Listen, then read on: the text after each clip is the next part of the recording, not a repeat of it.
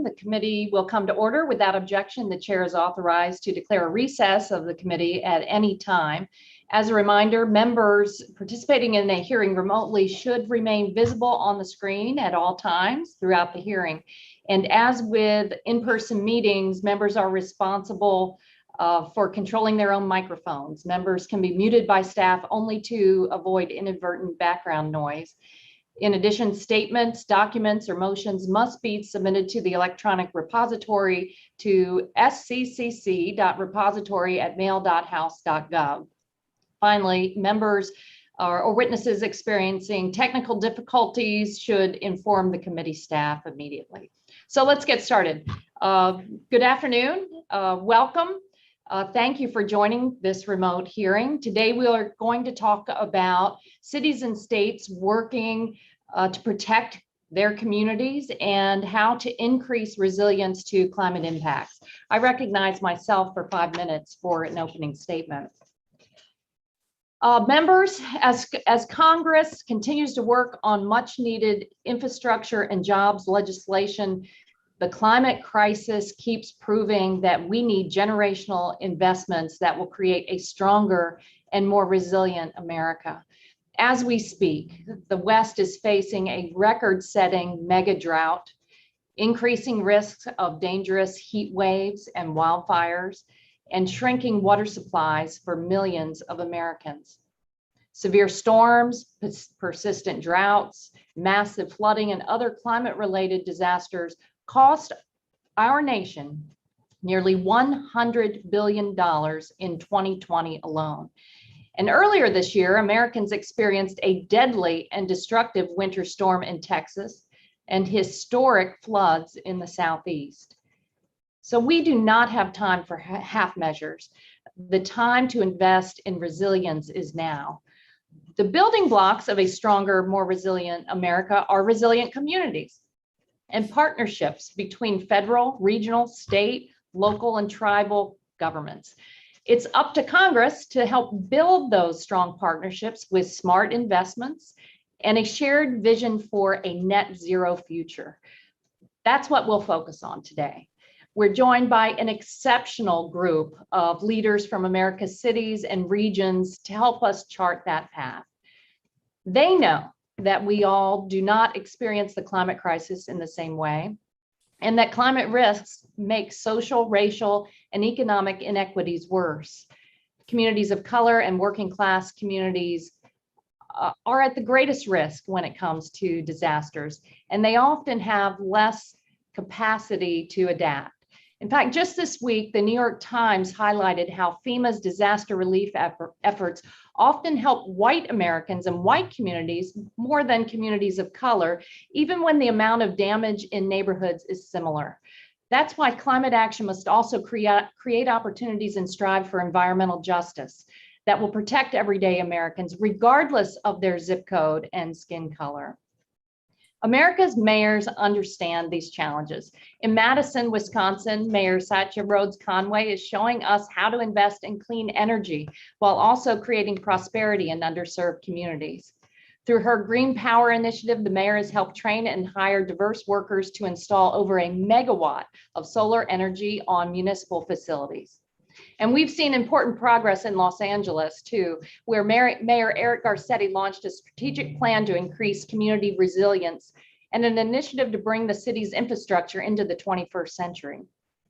In Atlanta, the nation's 10th largest economy, Mayor Keisha Lance Bottoms has pioneered innovative resilience financing tools and committed to 100% clean energy by 2035, all while working to address social inequity and climate adaptation.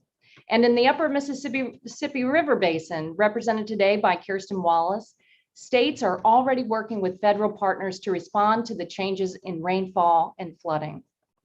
These are just a few of the success stories across America. Now it's time for Congress to enact ambitious transformational legislation to help communities, large and small, protect themselves, protect their citizens, and protect their budgets. Unless Congress acts, Americans will be faced with unsafe roads, increasingly flooded neighborhoods, and worsening power outages. These costs and risks are growing. That's why we're here, to pass the American Jobs Plan, which will make vital investments in resilience as we work towards fulfilling President Biden's vision of solving the climate crisis. The American Jobs Plan gives us a historic opportunity to modernize our infrastructure and our electric grid so that we're better prepared when climate disasters strike. And it gives us a chance to put people to work in good paying jobs, expanding opportunity and prosperity across the board, and reducing carbon pollution that continues to warm our planet. So I look forward to hearing from our witnesses today as they tell us what they need to continue to build a climate resilient community of their own. Thank you for being here, and I look forward to our conversation. At this time, I'll yield to Ranking Member Garrett Graves of Louisiana for 5 minutes for his opening statement. Thanks, Chair Castor. Mayors, good morning. Appreciate y'all being here, Ms. Wallace as well. Chair, thanks for your opening statement, and it's certainly an area where this whole resilience of issues that we've been trying to address, the resilience challenge, is something that we very much share. Being from South Louisiana, I heard you talking about recovery programs. Just last year, I think we had 7 storms, named storms that affected our state, 5 of them directly affecting our state. In 2016, we had a 1,000-year flood and just extraordinary damages.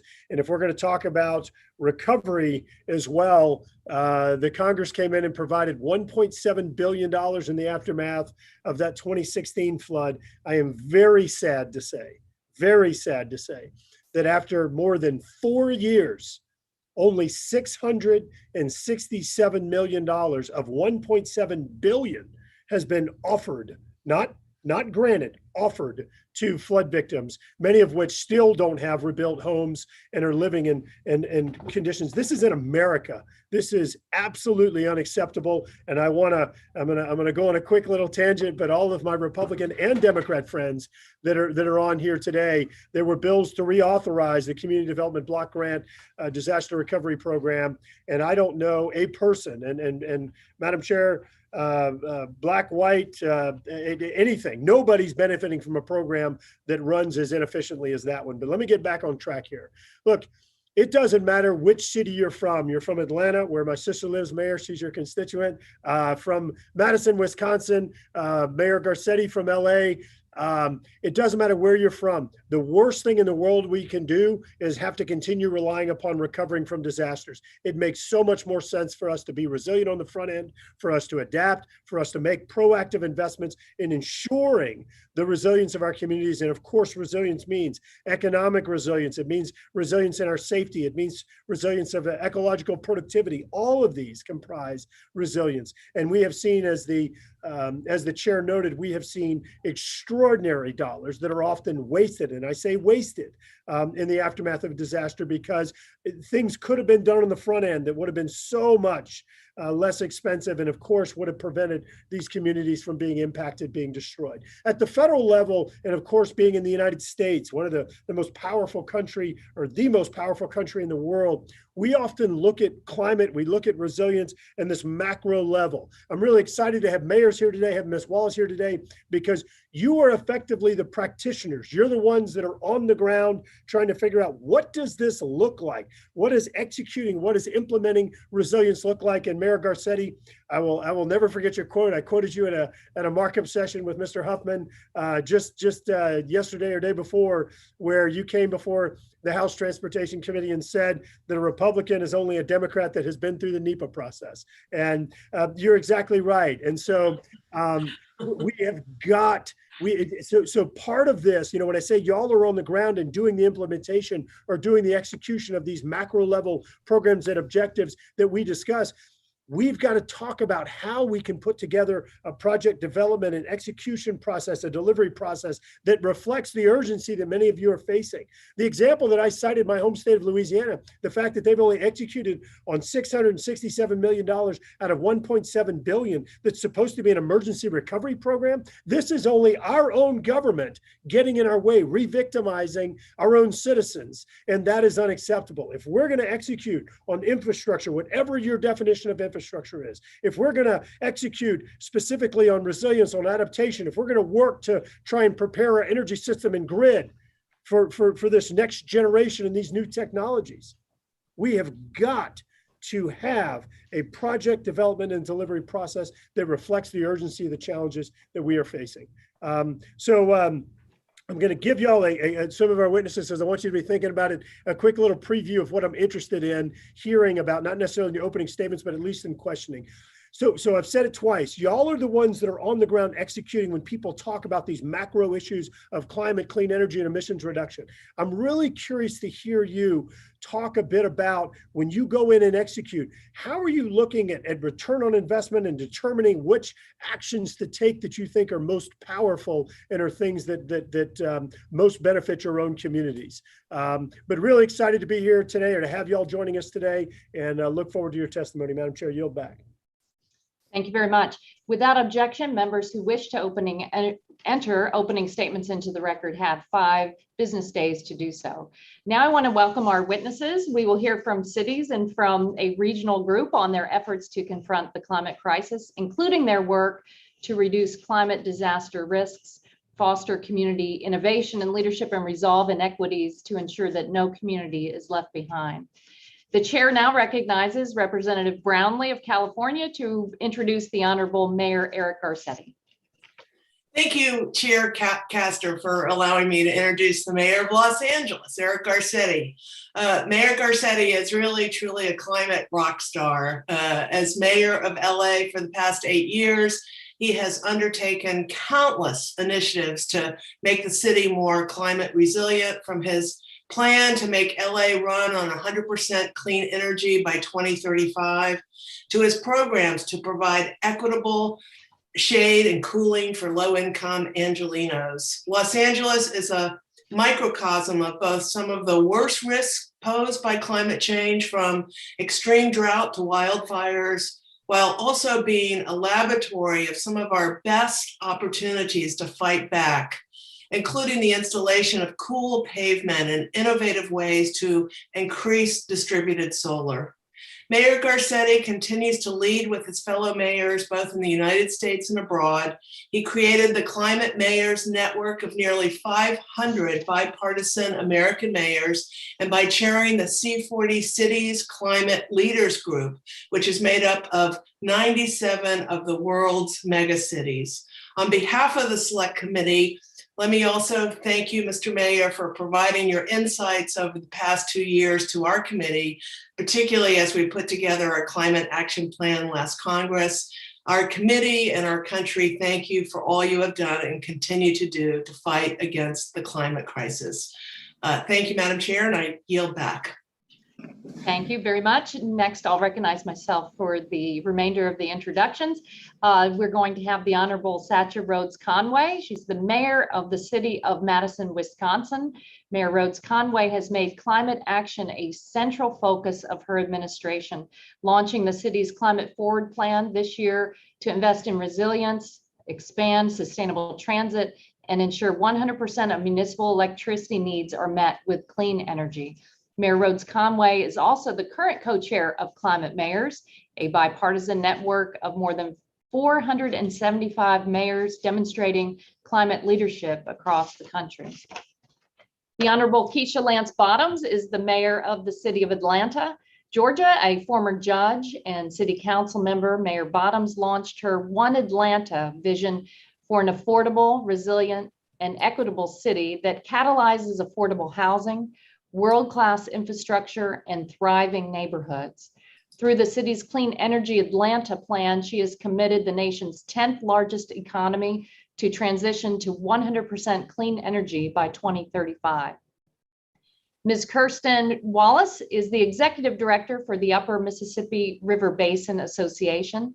The association is a 5-state interstate organization formed by the governors of Illinois, Iowa, Minnesota, Missouri, and Wisconsin to coordinate the state's river-related programs and policies and work with federal agencies that have river responsibilities.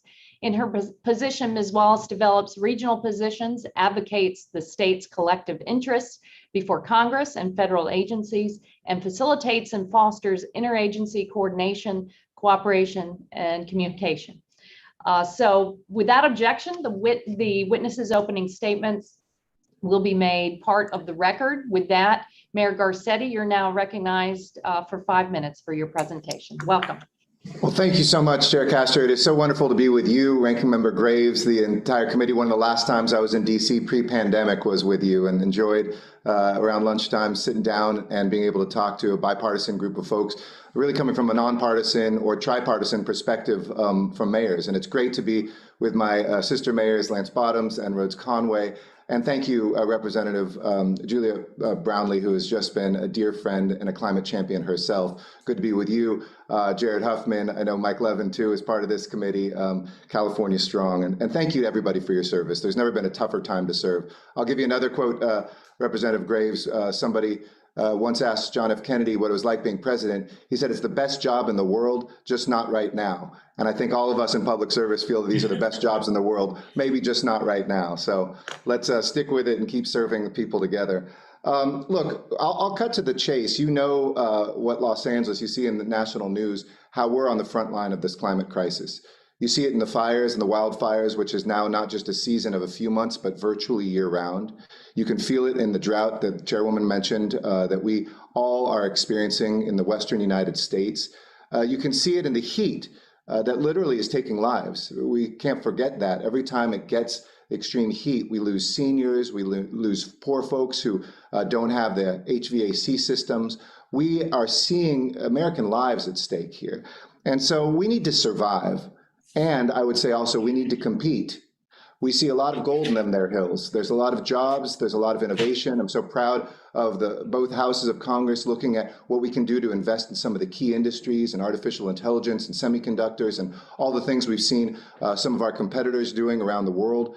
This is also a place where it isn't just about our health and survival. It's about the health and survival of our economy and our vision of whether as Americans we can be innovative. Even if you thought there wasn't a climate emergency, this would be an urgent time for us to lead in these industries, in transportation and buildings and energy. And so it's great to see a bipartisan group here really looking and listening. And I would say what we need first and foremost is the bold ambition of something like the American Jobs Program. I think a lot of people think that that's just Washington, D.C. with too much money raining down and telling local communities what to do. I see a different picture. I see actually Washington listening to what local communities are doing, states, counties, cities, regions, where they're the ones on the front lines and they're the ones who have to come up with the solutions to save lives and to save livelihoods. And, you know, it really is cities that are leading the charge in this, but we need your leadership as well. I'll give you some examples of how that partnership occurs between local communities, federal government.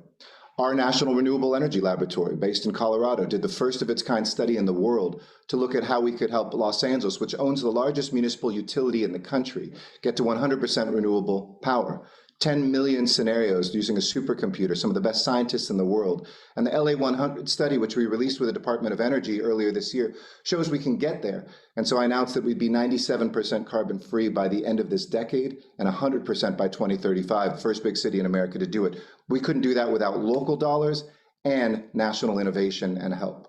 We're making unmatched investments in water infrastructure, as you read about the Hoover Dam and Lake Mead being at its lowest level ever, potentially. How we can recycle enough water that if you've seen the movie Chinatown, is 3 times more than the aqueduct we built last century to steal all that water from up north.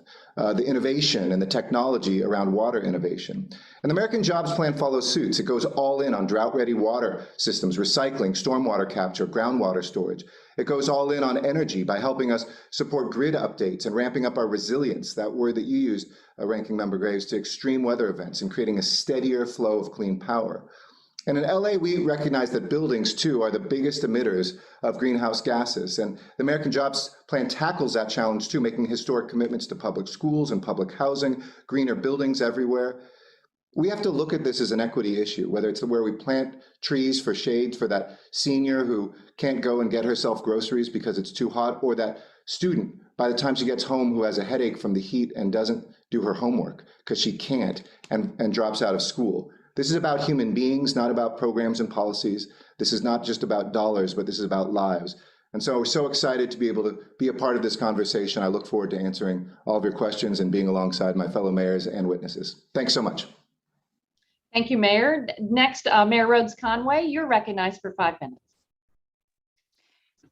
Chair Castor, Ranking Member Graves, thank you so much for inviting me to discuss the importance of climate action. I'm proud to be the mayor of Madison, Wisconsin, which is the home to over 250,000 people, the Wisconsin state capital, and the flagship campus of the University of Wisconsin. I also serve, as you've heard, as co-chair of Climate Mayors, a network of mayors representing 476 US cities who are committed to this work. And Chair Castor, we really appreciate your engagement with us last year. Cities are struggling with the challenges, including the global pandemic, climate change, and a legacy of centuries of inequitable policymaking. But we have the opportunity to recover and rebuild in a more just, resilient, and sustainable way. We need the support of the federal government now to overcome barriers, resource innovation, and scale solutions. Our changing climate exacerbates pre-existing challenges and creates new risks for every city in the United States. Madison is facing warmer summers, more precipitation, and more extreme storms, among other impacts. Warmer summers create dangerous urban heat island impacts, and heat is the leading cause of weather-related deaths.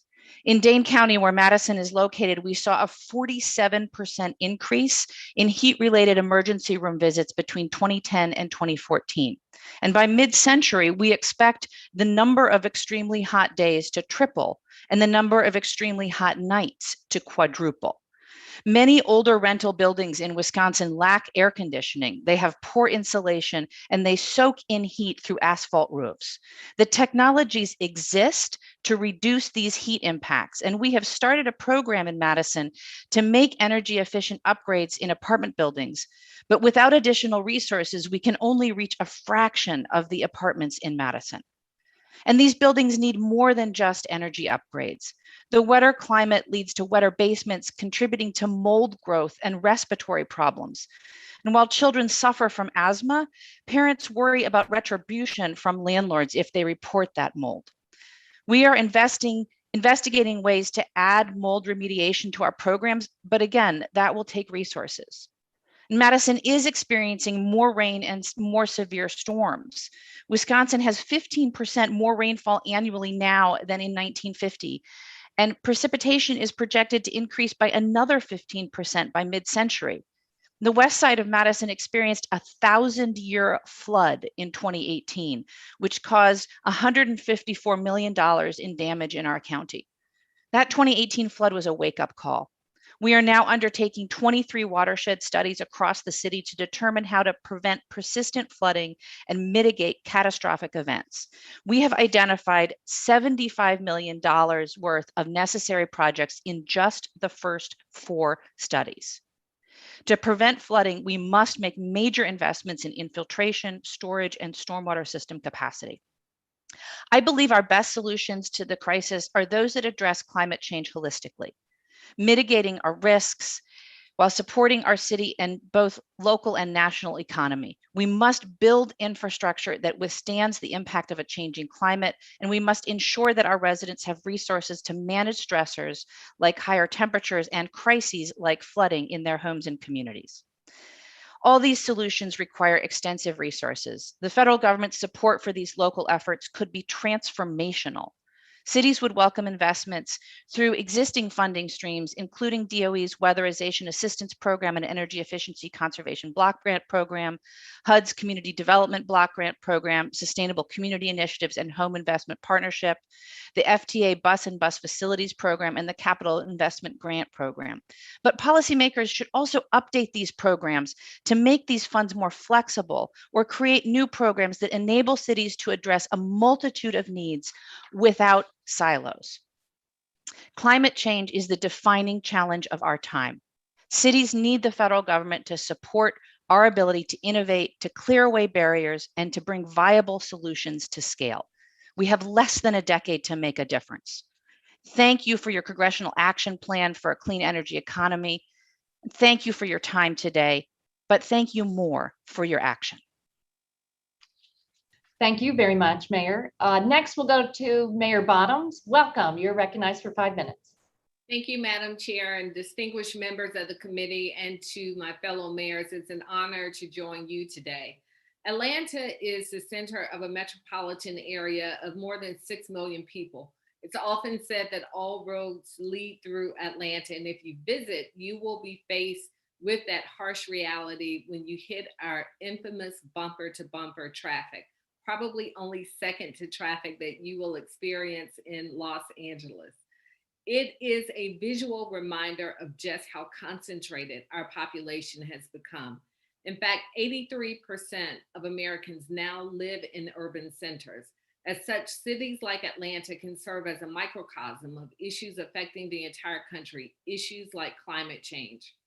Over the past year, we have all faced unprecedented challenges, a global pandemic punctuated by racial justice reckoning, an economic downturn, spikes in crime, and a once-in-a-lifetime election. No one escaped 2020 unscathed, and for that reason, many have called COVID-19 the great equalizer. But I don't believe that is true at all. In fact, COVID has only exacerbated the vast inequities that exist within our society, inequities that are further inflamed by climate crisis that disproportionately affects our most vulnerable communities. So as we make the much needed turn toward recovery and we think about what it means to build back better, we can't ignore the role that climate justice must play in our plans for the future. This committee understands better than anyone how complex these issues truly are. Almost every challenge we face in the mayor's office, whether it's infrastructure challenges, unemployment, affordable housing, or transportation, can be connected to climate change, which is why the solution must be intersectional and must be as intersectional as the problem. When I became mayor of Atlanta, I set forth my vision for One Atlanta, a more affordable, resilient, and equitable city for all. Central to that vision are collaborative, bold, innovative ideas that address climate change, create economic opportunity, and confront injustice head on. That is why we are committed to 100% clean energy by 2035 and sustainable food access to as many residents as possible. We also established a community-led clean energy advisory board and joined the American Cities Climate Challenge. Work like this requires targeted investments in American cities to build out our nation's sustainable infrastructure, to create well-paying jobs, and to support a resilient, clean energy future.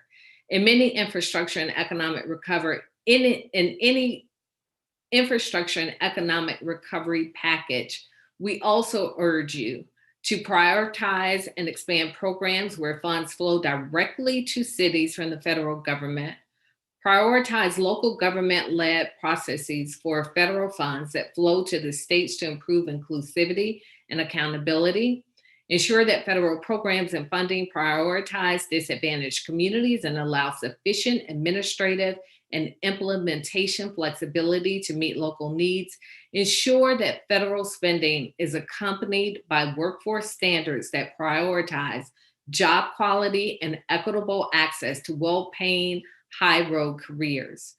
Cities face specific challenges unique to their geographical areas and therefore require flexible funding, direct grants, block grants, et cetera, that allow cities to address their distinct challenges efficiently and innovatively while remaining accountable to grant requirements.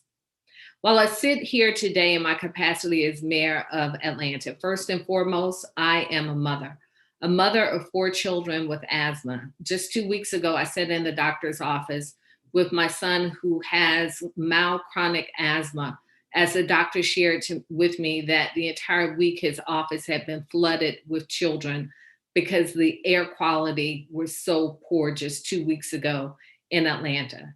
So I know firsthand how climate change can affect real people in their everyday lives. We are dealing with it in my household.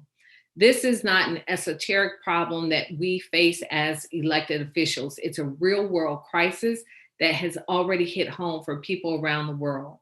Passage of the American Jobs Plan, including direct support to cities, will build a more equitable and resilient country, and your action will save lives. Thank you for the opportunity to join you today.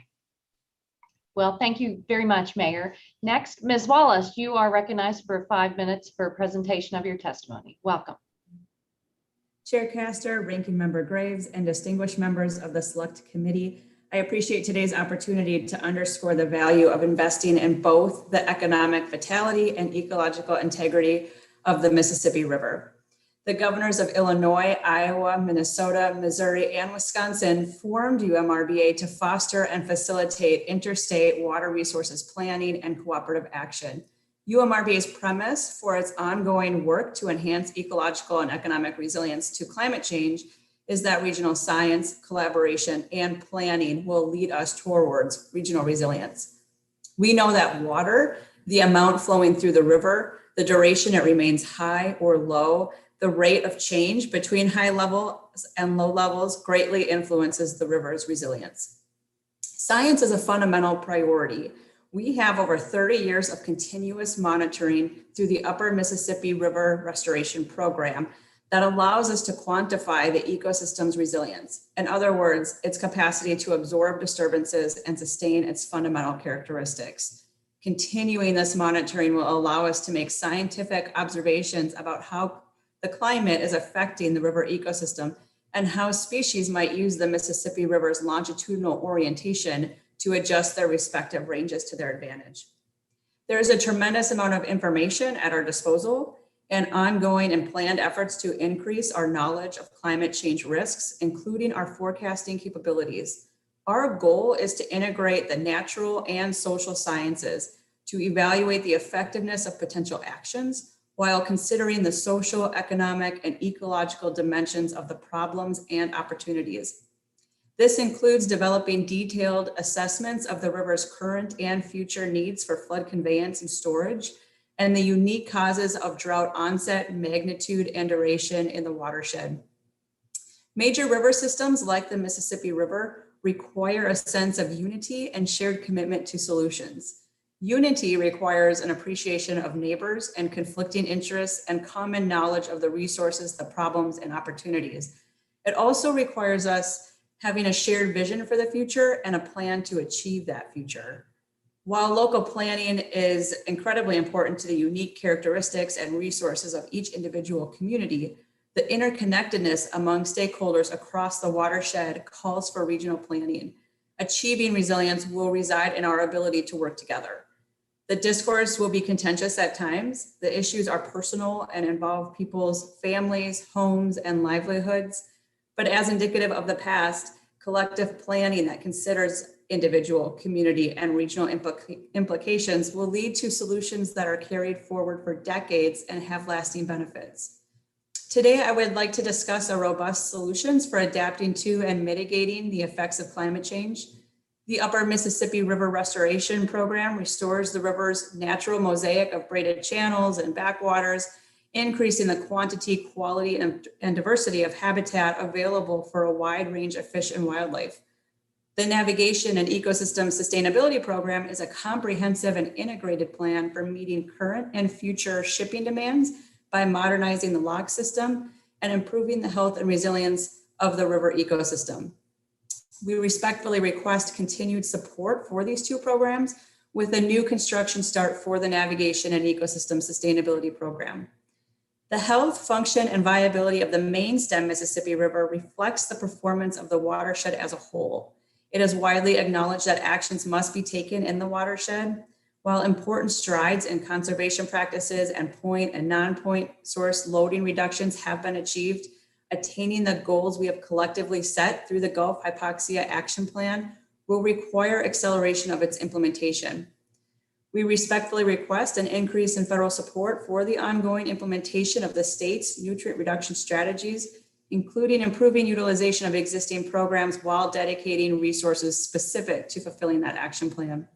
And finally, as the Governor's Joint Interstate Collaborative, UMRVA is serving as the convening entity for collective action to build the resilience of the Upper Mississippi River to major flood events, prolonged drought, and excessive sediment through a unified suite of strategies and actions that would be implemented through a broad range of stakeholder authorities. UMRVA applauds this committee's focus on creating a national dialogue around climate change and on finding and investing in sound solutions. We believe that the science, collaboration, and planning on the upper Mississippi River can serve as a model for other regions of the country and other floodplain systems across the world. We would appreciate an opportunity to continue working with you. Thank you.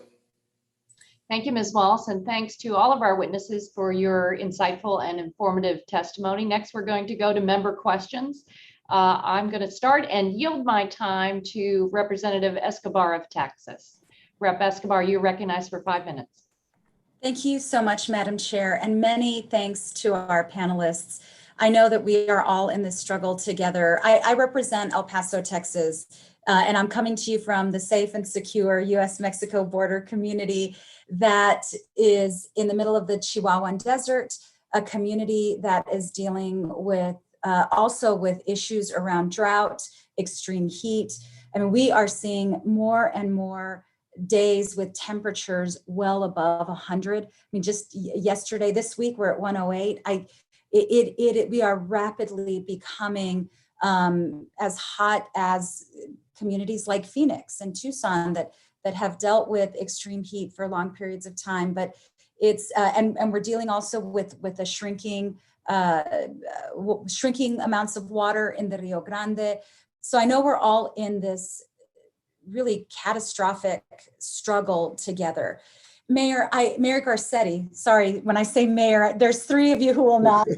Mayor Garcetti, I've been looking into a lot of the work that Los Angeles has done specifically on solar. And you all heard about what happened in Texas with the grid. El Paso actually is on the Western grid. So we were exempt from the terrible consequences of what happened with the grid in the rest of Texas. But we have a utility, El Paso Electric, is about to build is seeking to build a new power plant that is going to be utilizing natural gas. And many in the community have been pushing on the utility to go solar, to instead of creating what could be at some point a stranded asset. And that's how Secretary John Kerry has deemed some of these as stranded assets in the future. Many are calling on them to just move towards solar far more quickly. And what we hear back is that the challenge is storage, and that the technology and capacity is still not there. I would love to hear about what you did, what's happening in Los Angeles, and how you charted that path.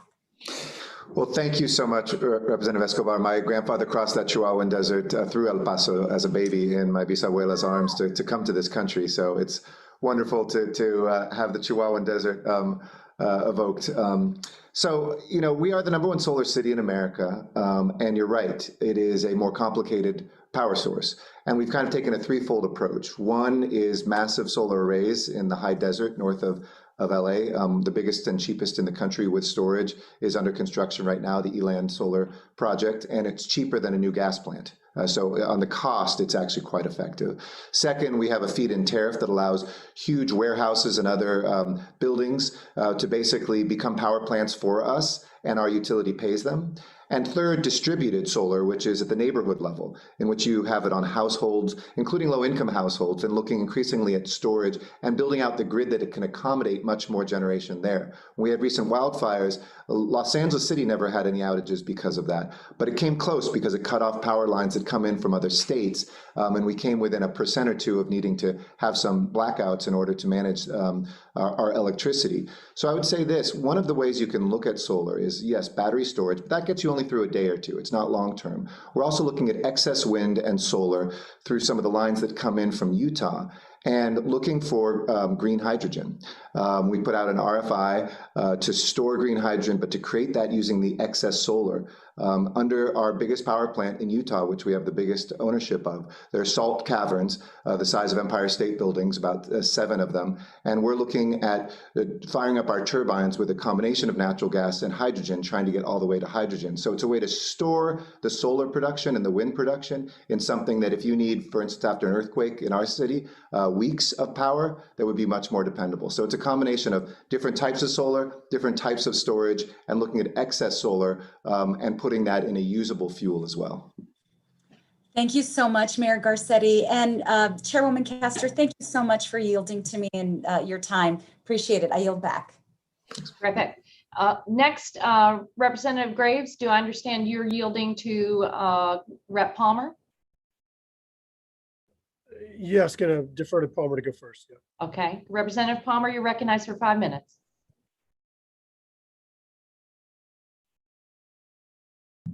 I thank the gentleman for deferring to me. It would have been helpful if you told me ahead of time, but we'll discuss that internally next time. I am very glad that we're having this discussion about dealing with mega drought, and I saw Chairman Castor smile at that reference to Garrett Graves. I think it's time that we look at the efforts that we need to be making in terms of resilience, because as I've tried to point out on this committee many times, climate has a history. California, for instance, has a history of mega droughts. There have been at least 4 mega droughts over the last 1,200 years that have had enormously severe impacts. The one that California is in right now has a serious impact. And what I'd like to ask Mayor Garcetti is, looking at California, the state of California's water policies and their failure to prepare adequately for the drought that you're in right now, should be of great concern to all of the mayors in California.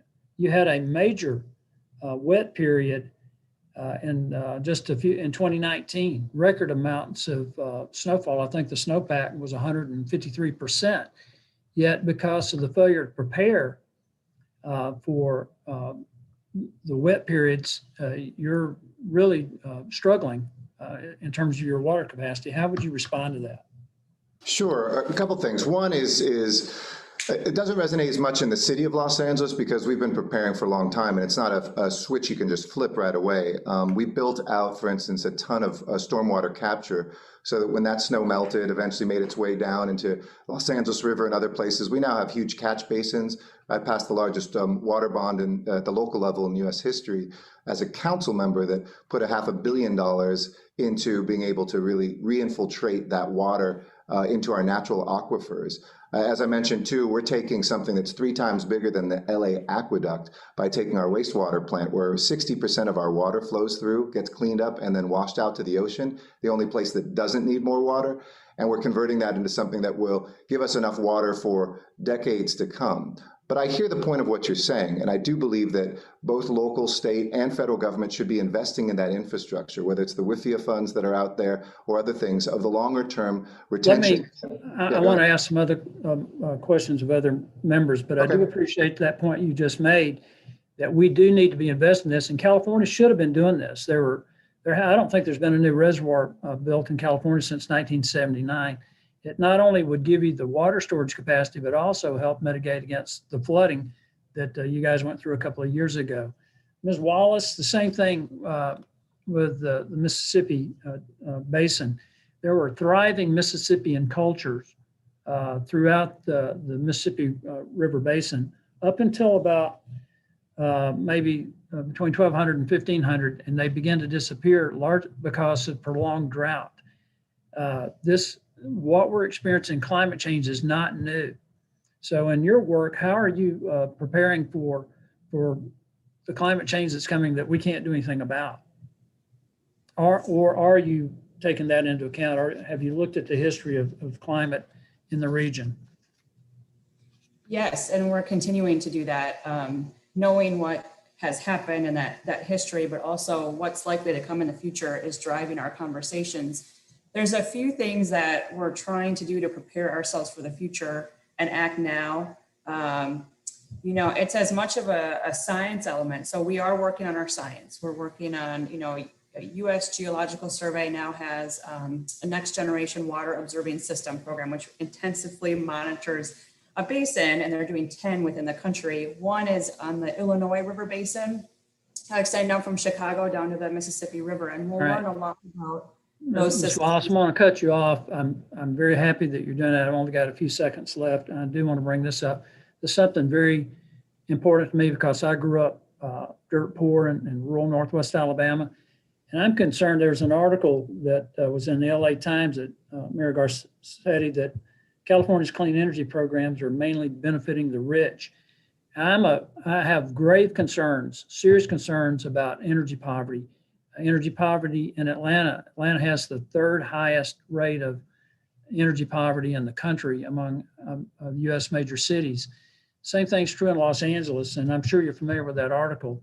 So Mayor Garcetti, I hope that in your clean energy plans, you're taking that into account, that low-income families need access to reliable energy. No question. And since we own our own utility, we're able to do that with probably the strongest low-income assistance, because we share that, you and I, together. We have different rates. We have huge subsidies. And thanks to federal action, we have utility assistance from this pandemic that we've also taken some of our coronavirus relief funds, back when we called things coronavirus, directly into low-income utility assistance. And finally, we put solar on the homes of low-income residents, because it should not be something that you just can afford to do. This has to be done for and by and with all Americans. Mayor Bottoms.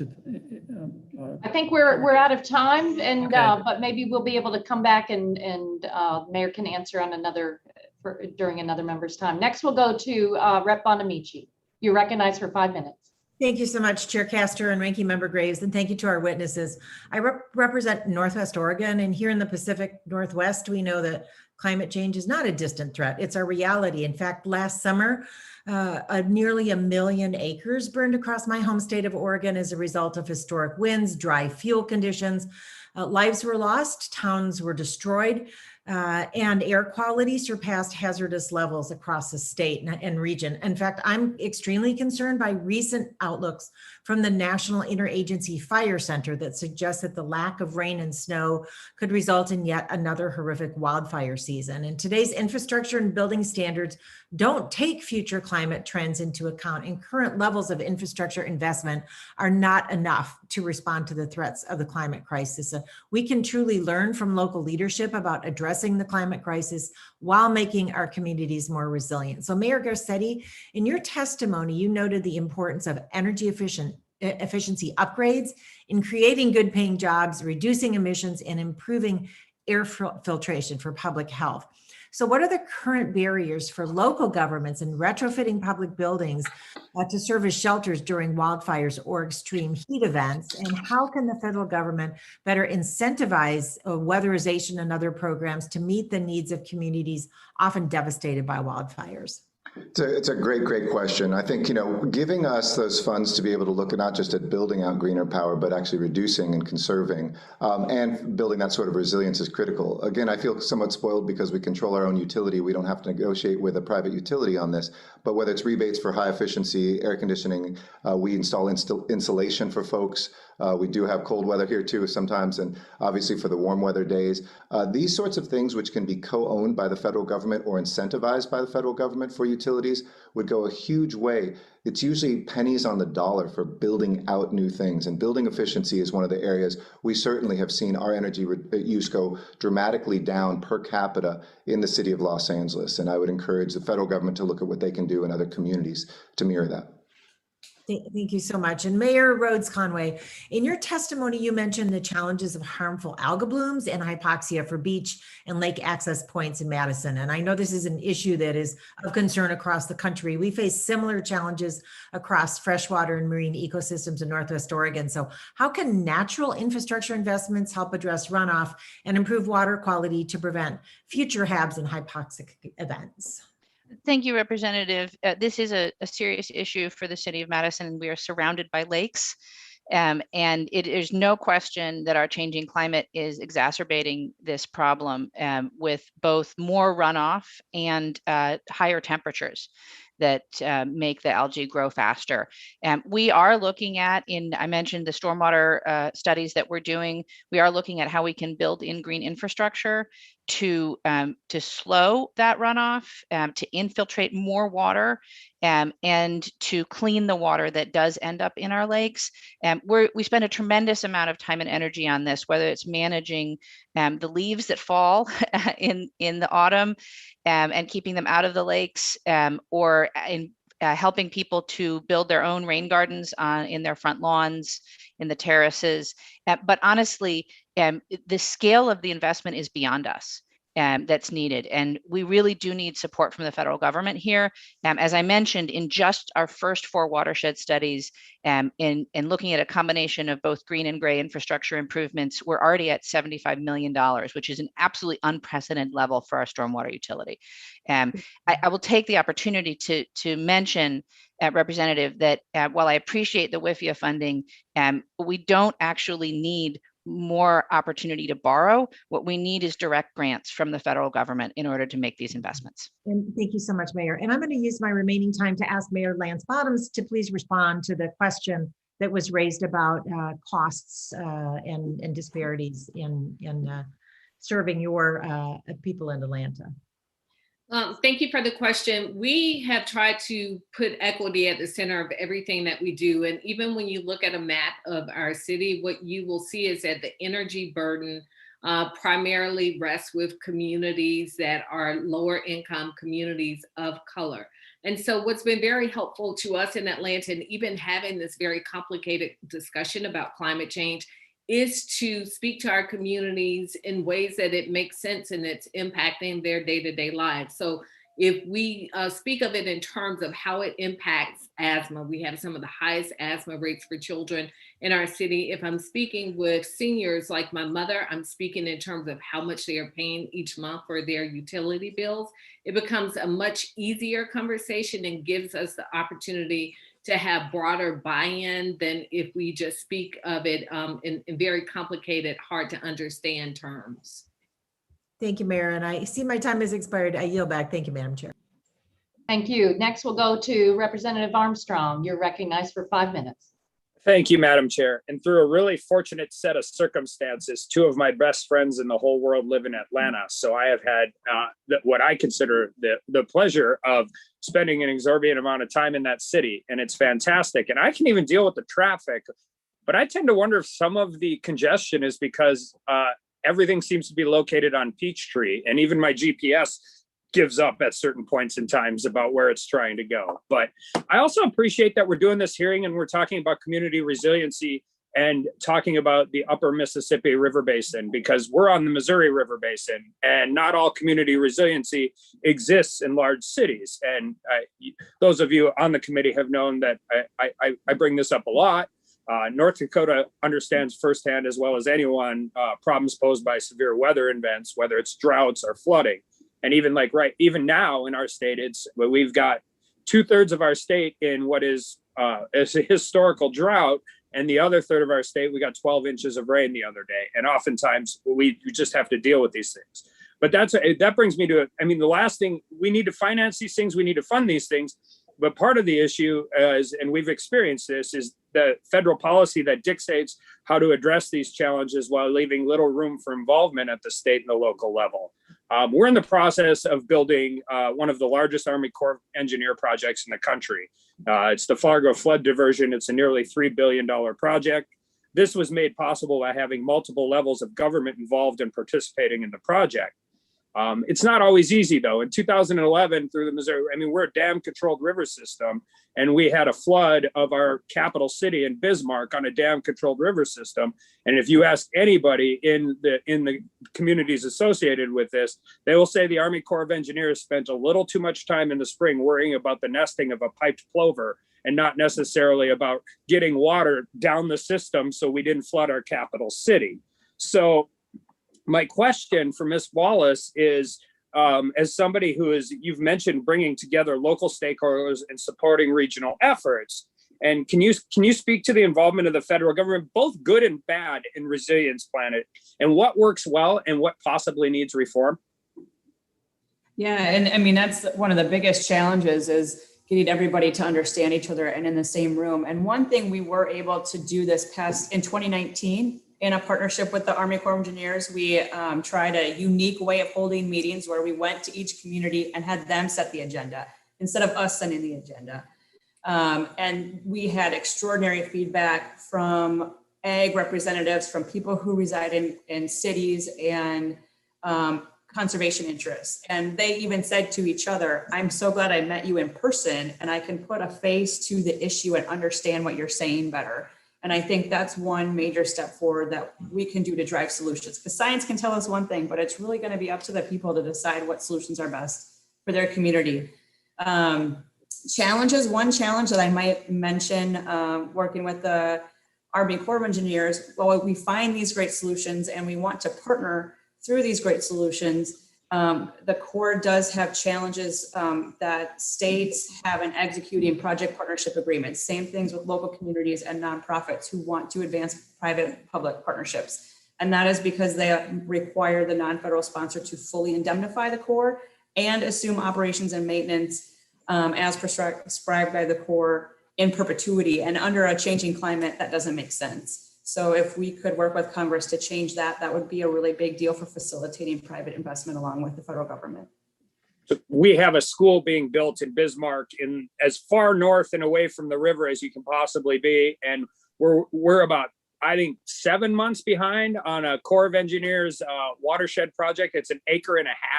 We can't get our school built because we can't get a federal permit in basically a stubble field. So some of those frustrations exist, and it's not a cost issue. I mean, like I said, when you deal with their engineers and some of these really controversial projects, without the Corps of Engineers involvement, we couldn't get them done. And so we do appreciate them on that end. It's sometimes on the other end. How about NEPA review and environmental review? I mean, we all want to ensure proper environmental protections, but there continue to be problems with the proper roles of federal, state, and local government. Do you have any opinion on that? 19 seconds? In 19 seconds, I could say that we agree that environmental review is important. As with any process, continuously reviewing them and doing process improvements could always be a benefit to our projects.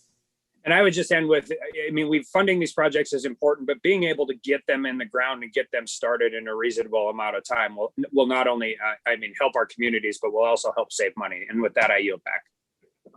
Thank you, Rep. Armstrong. Next, we'll go to Rep. Huffman. You're recognized for 5 minutes. Thank you very much, Madam Chair, for once again putting together a really interesting and important hearing. And Mayor Satya Rhodes Conway, I want to thank you for making an important point. We're talking about resiliency and adaptation mainly today.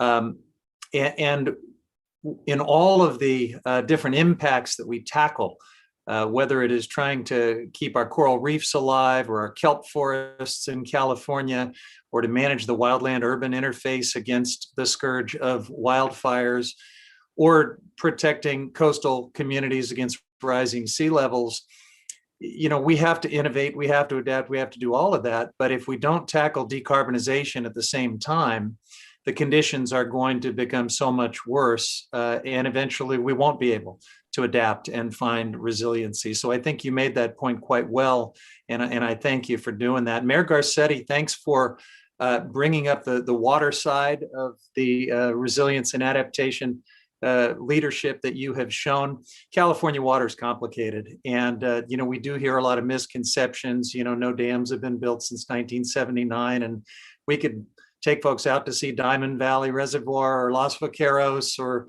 Warm Springs Dam in Sonoma. They have been built, and other things have been done. In fact, massive storage has been brought online using our groundwater aquifers and innovating in some of the ways that you discussed.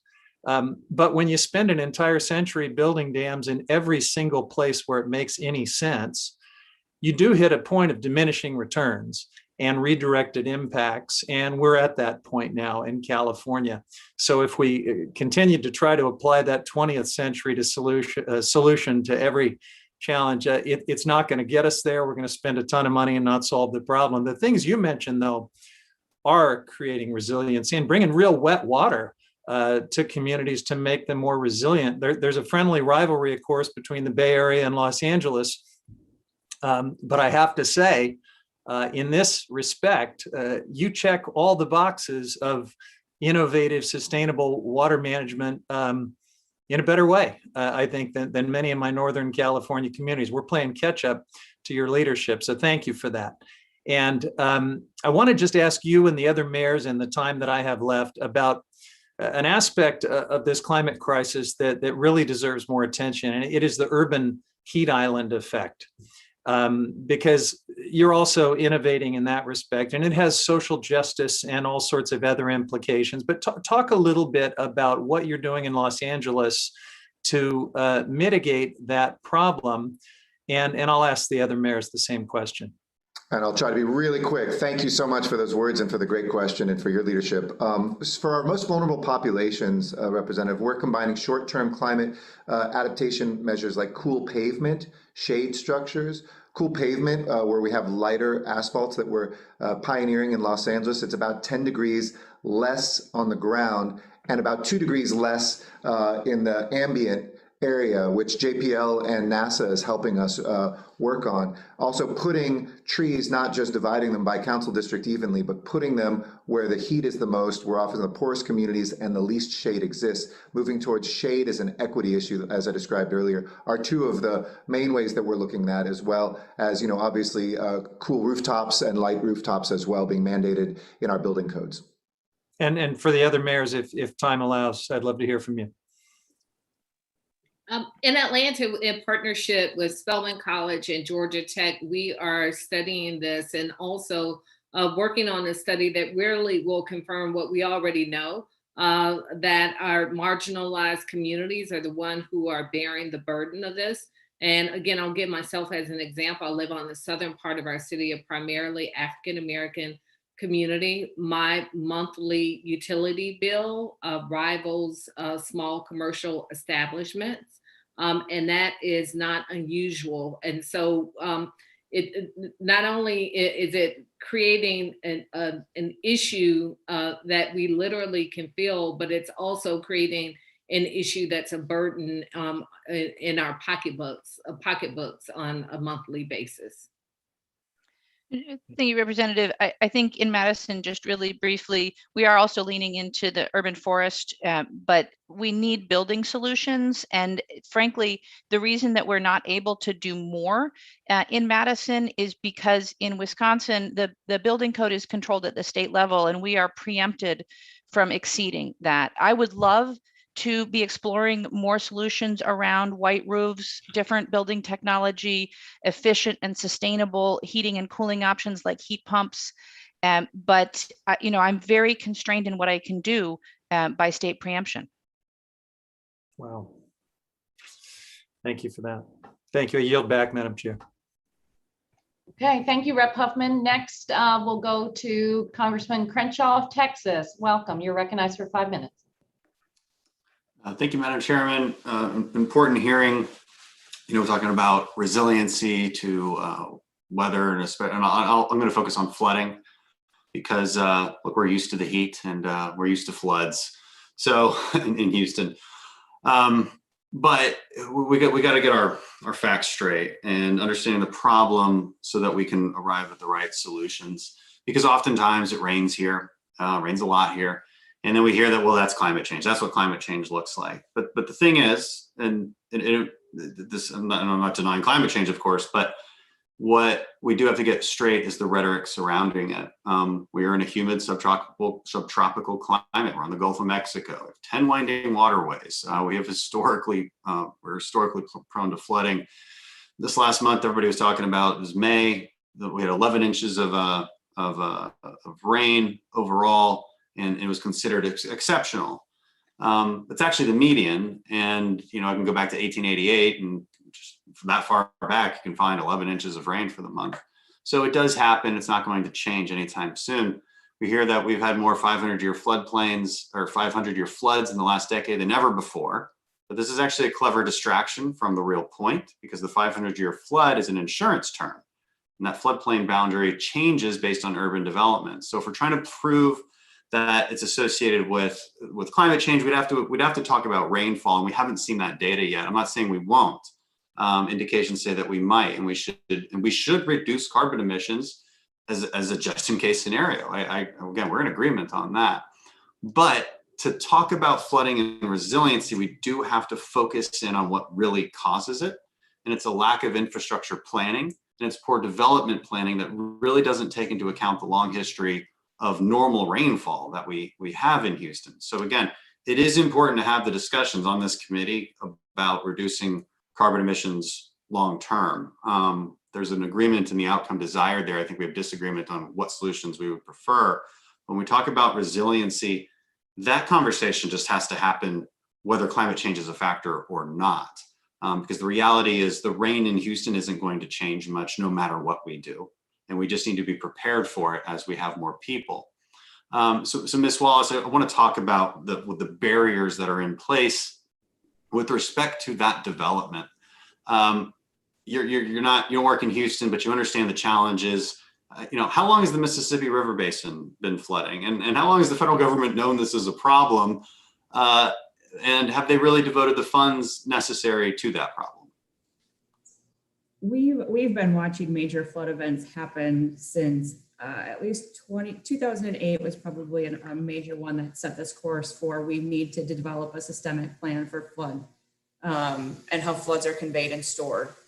And in the middle of that, 2012, some other periods, we've seen some pretty consequential droughts. Knowing that the two are intermixed, we want to plan for both and in an integrated way. But to speak to your question about, what are the flow frequency profiles? The Corps of Engineers is working on updating that. Just last year, the Corps of Engineers also updated a two-dimensional model. And actually it was not updated, it was a new two-dimensional model to provide that tool for planning that you underscore of the importance along the entire Mississippi River. So now we can understand what happens when you put a structure in there, if you add conveyance, and look at the effects all around. And that hopefully will allow our planners in the local communities to build resilience around that and fit that within a system plan. Is that fitting your question? A little bit. I mean, what I'm getting at is it does seem that we can add funding to this, but there's problems with the way we're modernizing the process by which we actually approve and plan for these projects. How can we do better on that? That's a great question. Broadly speaking, we work at a full regional scale and then work with our state partners and our local partners, having all hands on deck, having that shared vision leads to an approval process. On the lower Missouri River, for example, after the 2019 flood, there was a community there that the levee district itself worked to expand the river floodplain by doing a levee setback. And that came at a local level, but the state endorsed that, the federal government endorsed that. They knew that they needed to recover somehow. That's a great example that should be highlighted across the country as a way that all levels of government, all the way down to the residents who work there, come up with a solution that takes account just current flooding and what's projected long-term. Well, I'm out of time. Thank you. I yield back, Madam Chair. Thank you. Next, we'll go to Rep. Neguse. Welcome. You're recognized for 5 minutes. Thank you, Madam Chair, for holding this important hearing today. And I want to say thank you to each of the witnesses for testifying and for their service to our country and to their respective communities. Nationwide, as we've heard during the course of this hearing, our local communities are struggling to keep up with the challenges of climate change, from extreme weather impacts to natural hazards such as flooding, as was just previously mentioned, and of course wildfires, which is particularly important for me and for my state. I represent the great state of Colorado, as many of you know, and in 2020, we had a devastating and historic year for wildfires. 3 of the 5 largest fires in state history occurred in the last year, and 2 of those were in my congressional district, the Cameron Peak Fire and the East Troublesome Fire. Unfortunately, we can expect to see fires of this magnitude in the coming decades if we don't address climate change in a bold way. And I certainly want to thank the mayors for their work in this regard. Additionally, communities are still building back in Colorado after we saw historic and devastating floods in 2013, which caused over 11,000 people to be evacuated, damaging 19,000 homes and tragically claiming several lives. Local emergency management officials have stressed the need for increased flexibility from FEMA to allow for building back better in the wake of these natural disasters. We have a bill, the Climate Resilient Communities Act, which would help us do so, and we're certainly excited about moving that to the floor. But in my view, the most meaningful pathway towards achieving what I've described is through the establishment of a 21st century civilian climate corps, which, as I know the witnesses are certainly aware, the president has announced his support of. Ultimately, it would ensure that we make bold investments in climate solutions and the workforce needed to implement them. And in particular, for purposes of my state, the work that is necessary in our public lands, wildfire resiliency, mitigation, and so forth. And so I wonder, Mayor Garcetti, as well as Press Mayor Bottoms, if either of you are familiar with the Climate Conservation Corps proposal, and if you might be able to opine or expound a bit on how it might impact your respective communities. Absolutely. It's a great program, one that I'm incredibly supportive of, and one which I'm not waiting for the feds, though looking forward to federal enacting of this. We've launched an Angelino Corps here, building on something that was the Los Angeles Conservation Corps for a long time. It actually does amazing work because it takes some youth who have faced the toughest environments coming out of the foster system, being in juvenile halls, et cetera, and turns them into environmental stewards, helps them graduate from high school. They work sometimes past and even through college, as well as other folks who are returning either from the criminal justice system or folks who are just interested in helping out. And so coming out of the pandemic, we're going to be doing hundreds of these. Looks like the state of California will match that and double that. So we might have as many as 1,000 Americans who are in there going door to door and making sure the questions from Republican and Democratic members alike during this session are addressed. Get that energy help to poor Americans in my city. Get folks who can help weatherize homes. Let people know about the rebate programs, et cetera, that's out there, and let them be empowered not to be passive recipients, but active participants in this struggle.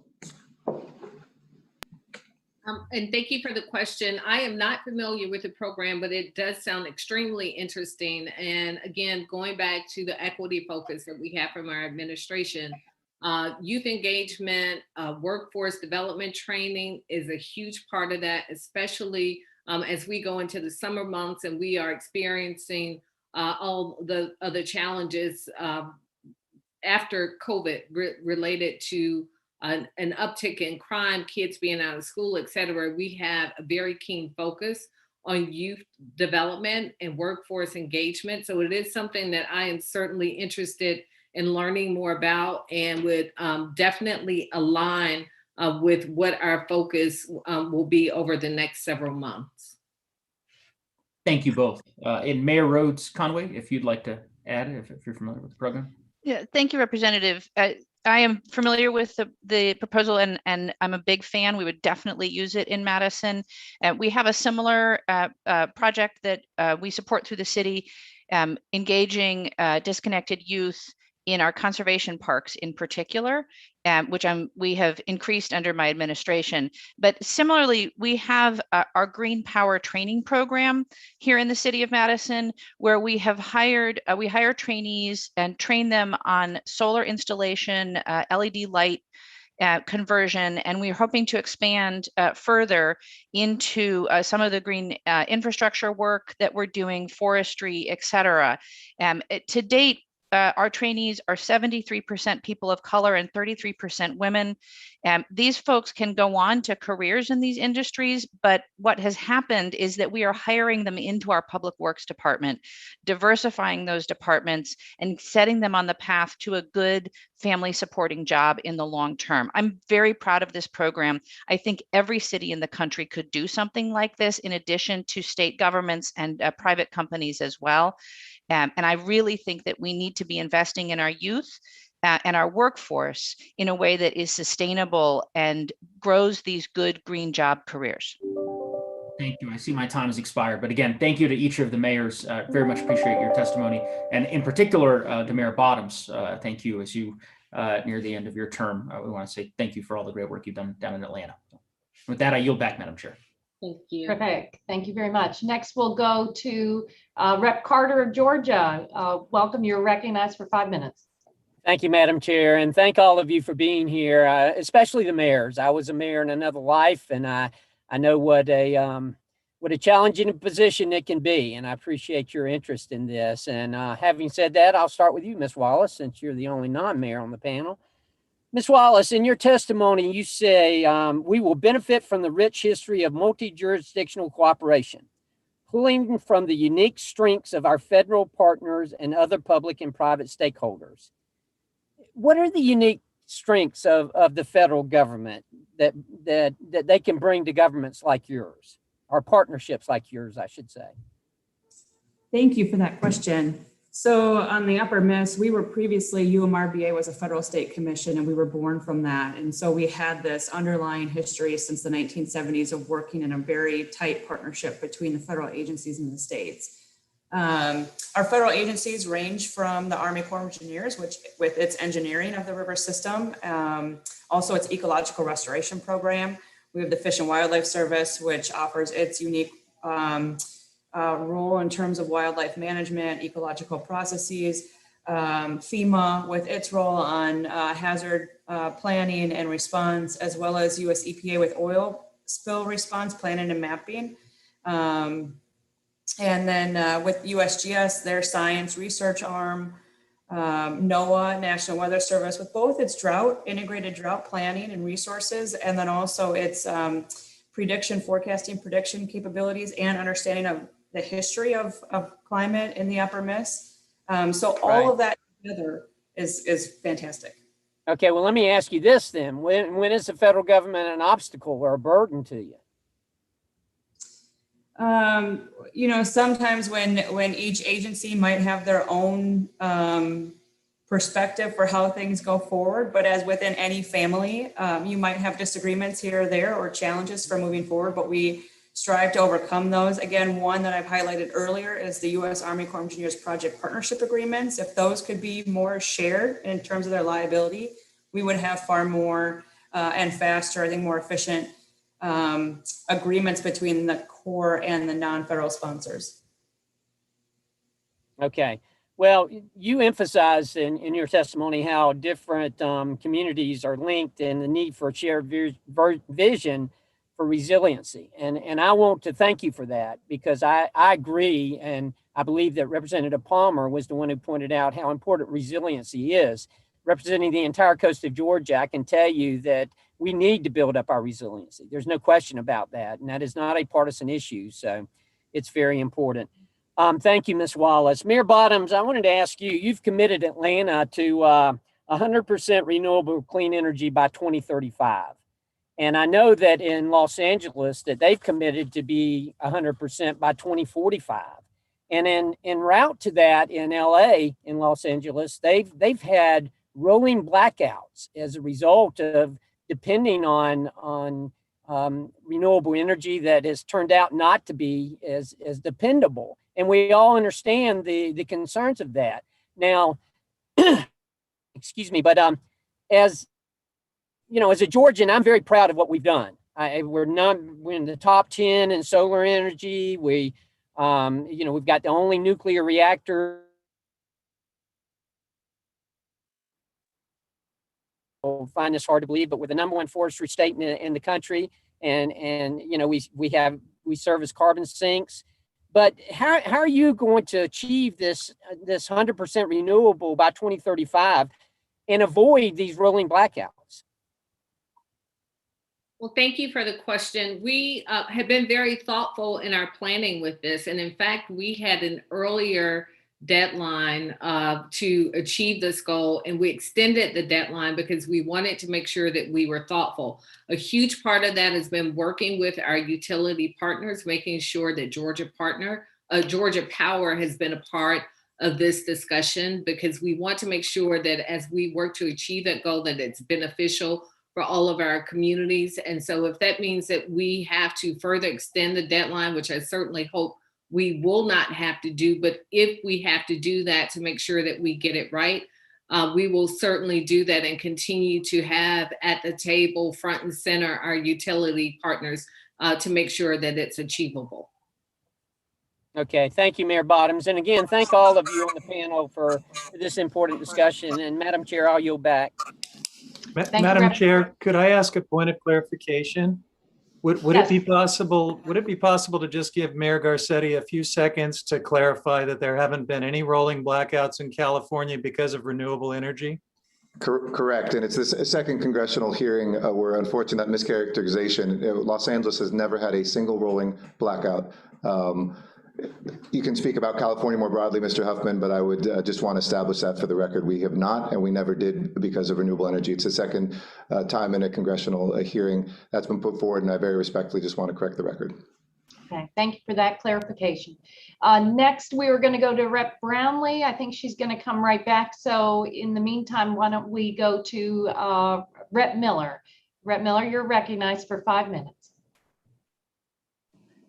Thank you, Chair Castor. And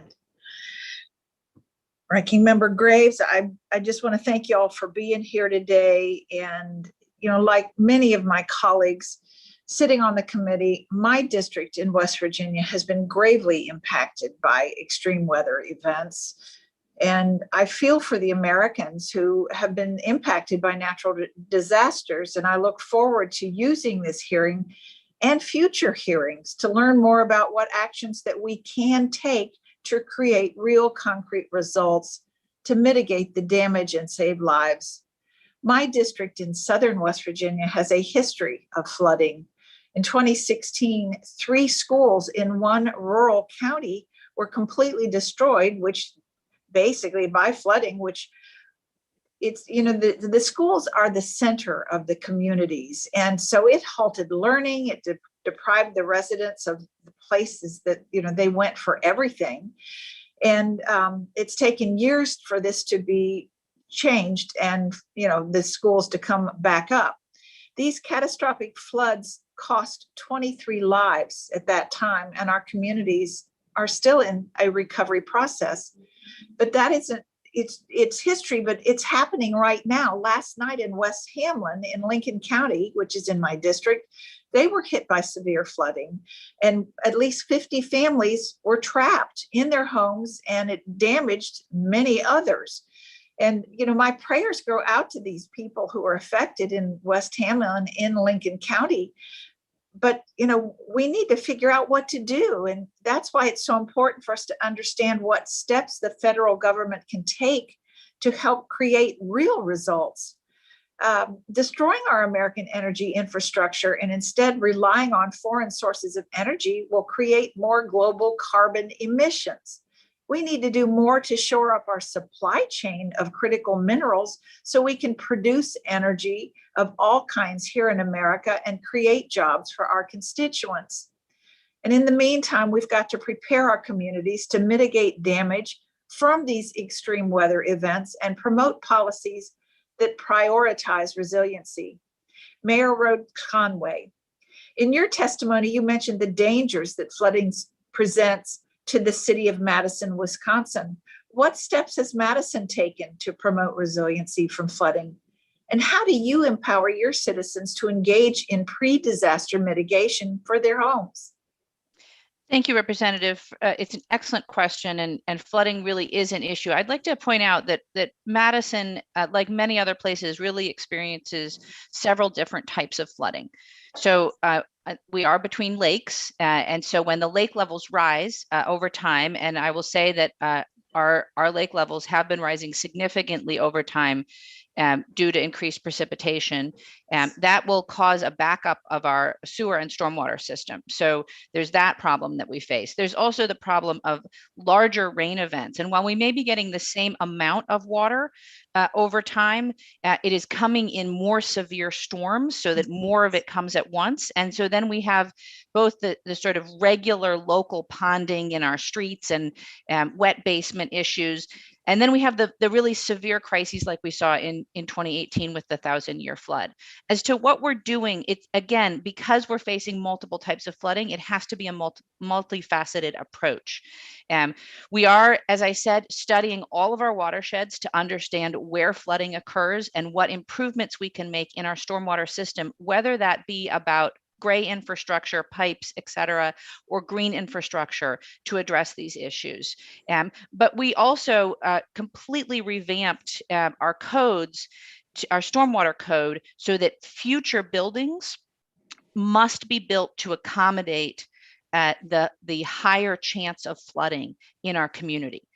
So that we, when buildings get built from now on, they will be less likely to be impacted by flooding. And one of the major things we did there was that we used to say, you just have to pay attention to your own property. which of course means that you can just push the water problem off onto whoever's downhill from you. Now we're requiring folks to take into account the entire system and not push their problems. I want to ask you one more quick question. Of course. You know, our rural communities often lack the resources available to the larger cities to engage in pre-disaster mitigation, as well as promoting resiliency. As your role as the co-chair of the Climate Mayors, how do you think we can help empower these neighborhoods, these communities? Thank you, Representative. Another excellent question. I really believe that there's an opportunity for the federal government to partner with local governments so that we can identify and scale solutions that are working in one place that may work in another place. And I do think that cities are the laboratories of democracy. We are learning things, we are innovating, and we are happy to share that knowledge and spread it. I work closely with my partners, smaller cities in rural areas in Wisconsin, and I think that model is something that could work across the country. Thank you. I yield back. Thank you, Rep. Miller. All right, next, let's see, I don't see a couple of members that we're going to try to come back. So Ranking Member Graves, are you prepared for your questions? Good. You're recognized for 5 minutes. All right. Thank you. All the witnesses, mayors and Ms. Walsh, thank you all very much for your testimony. It was a big help. So I want to ask what I kind of touched on in the opening statement. How look, you could do all sorts of things in order to try and address resilience. What are some of the guiding principles that you're using to try to identify the investments that you're making? Mayor Garcetti? I think, look, you have to have collaboration. You can't just come with an empty hat and hand to Washington. So demanding local and state participation. But as Representative Miller said, conscious of the differences between communities and the resources folks have. Second, empower everyday people. Third, make it good for everybody's bottom line. So when you do incentives on energy or water conservation, you can reduce consumption is the quickest way and cheapest way to save everybody money, from the construction side to the bill side. And I'd say fourth, too, look at where you can have a multi-benefit of anything you do. Create local jobs for at-risk youth while you're making your resilient city build out and doing something about the climate emergency. Those are the principles that we engage with every single day.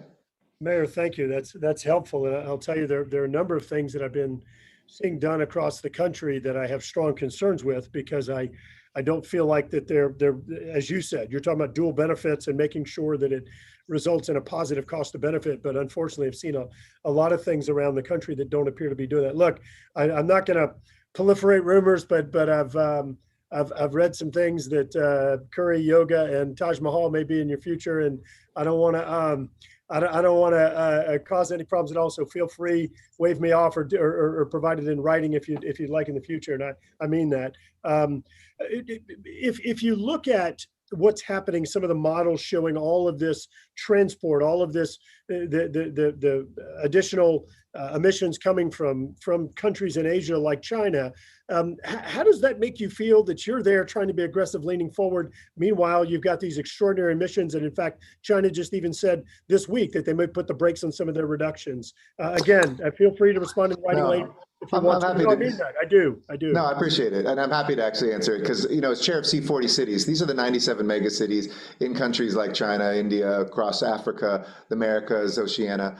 And I'll say this, of those 97 cities, 54, I believe, of them have met or exceeded their promises in the Paris Climate Accord. They come from China. They come from countries that haven't met those goals, including our own. There's only 2 countries in the world that have met their pledges, and that's, I think, the Gambia and Morocco. So it's not like we have a lot of countries that are meeting the mark, but cities, I think, are inspiring those nations to do better. It's the citizens of Beijing, when we have those monitors up in the US Embassy, that said our air quality, we now know what it is, and we're empowered to do something about it. I think that's what America can do best around the world, is really empower that grassroots to say to their own national leaders, through their city leaders, let's do better. And that mayor-to-mayor conversation happens beautifully at a global level, too. Thank you. I'm going to want to follow up with you maybe in writing after this, but I want to turn very quickly. Ms. Wallace, can you talk a little bit, again, I love that Mayor Garcetti quote from in regard to NEPA. It's a great quote, and I use it all the time. But Ms. Walls, can you talk a little bit? I've heard Mr. Congressman Kelly and others talk about frustration with implementation. Can you talk about some of the challenges y'all have had with trying to implement resiliency efforts that are obstructed by some of the red tape? I know Nest and others are priorities of you and your organization. Yeah, NESP is a priority that we hope to see move forward, both for resilience of the navigation system, but also for the ecosystem. And like I think what was said earlier, we want to act now so we are prepared and we are resilient going forward into the future. If we delay action, that's really problematic. Our understanding of the delay in NESP is a decision within the Office of Management and Budget not to put it in the budget. And so we understand that the last administration had agreed at the Department of Agriculture level, Corps level, and ultimately it was decided within OMB. And so we're hopeful to get the funding for NESP to move forward. Again, that was an agreement reached by stakeholders, by all the states and the federal agencies and navigation and conservation interests. This is our way forward. It was really insightful and innovative and would answer a lot of our challenges ecologically to the resilience issues. You. Mayor Rhodes Conway and Mayor Bottoms, I apologize. I do have some questions for you, but I'm out of time. So we'll see if we do a second round, or maybe I'll submit them in writing. Yield back. Great, thank you, Rep. Graves. Next, I'll recognize myself for 5 minutes for questions. Thank you again to all of these terrific witnesses. You know, there's so many technological advancements that we can use to help lower electric bills for all of our neighbors. And Mayor Rhodes Conway, you've kind of hit on one of the stumbling blocks, and that's the fact that you're preempted from kind of implementing certain new standards, kind of bringing in some of the modern technology. This is a problem in other states too, where local communities are bound by state laws that prohibit the adoption of modern codes and standards that are proven to reduce pollution and help bring online some of the smart technology. So as we craft legislation in the Congress, how do we address that? How do we, you know, we don't like to take a too heavy of hand. We don't need that kind of national hammer, but we're going to have to help local communities get these things done. How do we do that? Thank you, Chair Castor. It's an excellent question, and you know, the principle that I would use to guide you here is the principle of floors, not ceilings, and that the federal government, state governments should set a minimum requirement and allow subsidiary units of government to exceed that. So for example, if the state of Wisconsin set a floor on our building and energy codes, but allowed jurisdictions like Madison or Green Bay or La Crosse to exceed that, given our local conditions, for example, flooding, I think that it would allow us the flexibility that we need, but not require everybody to hit that higher standard that Madison might want to hit. So I do think that anything that could get states to that principle and philosophy would be extremely important and valuable to us. Failing that, I think, you know, incentivizing states to move towards adoption of the greatest codes. You know, here in Wisconsin, we ignored the last code update. We didn't adopt the national standard. And so we're falling behind every day. Now, thankfully, Governor Evers is taking action to move forward on that. But nonetheless, it leaves us really vulnerable at the local level of not being able to do the things that we need to do to protect our community. Yeah, thank you so much. It's just such common sense, and we have to use every tool in the toolbox. And it's been good to hear during this hearing that there is bipartisan recognition that the burdens of the climate crisis often fall upon our working class neighbors and our Black and brown neighbors.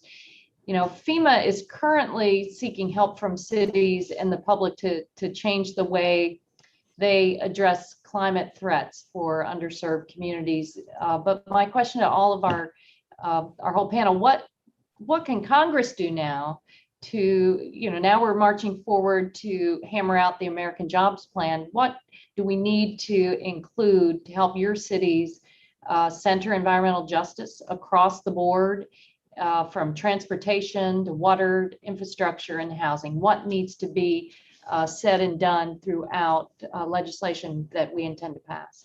Start with, let's go in the same order. Mayor Garcetti, you can start. Check your audio, Mayor. My time is limited and it's such a huge question. I would say that the most important thing to do is to make sure that you're demanding some equity measures in there, because you can't fund equity enough. But if you put equity, either has to be, the data has to be collected, or that you have to show the output of hitting all communities, something that I heard across both Democratic and Republican questions today. I think that's a way to make sure that these jobs are local. Do local hire for all this infrastructure. Please, please, please allow that and embed that, not just a waiver from the feds on DOT, on water projects, et cetera. And let's create a whole workforce so that this isn't just about doing something for this legislation, but really creating career pathways that will be the climate warriors of this next generation. Mayor Bottoms, why don't we go to you, and then the others, you can submit answers for the record. Very quickly, small grant funding to our partners and also flexibility in funding. I'll just go back a few years to Hurricane Katrina. You think of Atlanta, we are an inland city, not expecting any major impact from hurricanes, but we had to take in a huge amount of the population of New Orleans climate refugees into our city. So these unexpected expenditures that we experience too often now. So any flexibility that we have and expediency in getting funding directly to our cities would be helpful. I certainly hear that from my mayor here in Tampa as well. Don't park it through the state, get it to the local communities that know how to get things done. You all have been a terrific panel, and I appreciate the involvement of all of our committee members today. Thank you. So without objection, I'm going to enter some documents into the record. Before I do that, I know Congressman Crenshaw brought up some issues on the sources of flooding, the causes. I'll tell you, our National Oceanic and Atmospheric Administration, they have the most up-to-date scientific analysis on changing temperatures, changing precipitation patterns. I recommend them to you. And in fact, if you go back to the National Climate Assessment, it shows that we're really talking about extremes here. The western and northern parts of the country are warming faster, while places that typically get a lot of rainfall are getting more of it in many of those extreme events. So if folks who may be watching this hearing have questions, go dig into some of those maps, find out what's happening in your location, because the climate crisis is impacting communities across America in different ways. But we know we're paying more, and we're all suffering through many of these extreme events, and we're going to have to become more resilient to them. So without objection, I'd like to enter into the record a June 3rd letter from Water Use Florida, representing water utilities and communities throughout the state of Florida, encouraging Congress to invest in water recycling programs as a part of an infrastructure package to help communities build resilience and mitigate the impacts of climate change. A June 10th letter from the American Society of Civil Engineers detailing the critical need for investment in our nation's infrastructure, the serious consequences if we fail to act, and the advancements in resilience across all infrastructure sectors that can be achieved by ensuring infrastructure meets modern codes and standards to protect public health and safety. Without objection, all members will have 10 business days within which to submit additional written questions for the witnesses. I ask our witnesses to please respond promptly. Thank you again. The Select Committee on the Climate Crisis now is adjourned. Have a great weekend.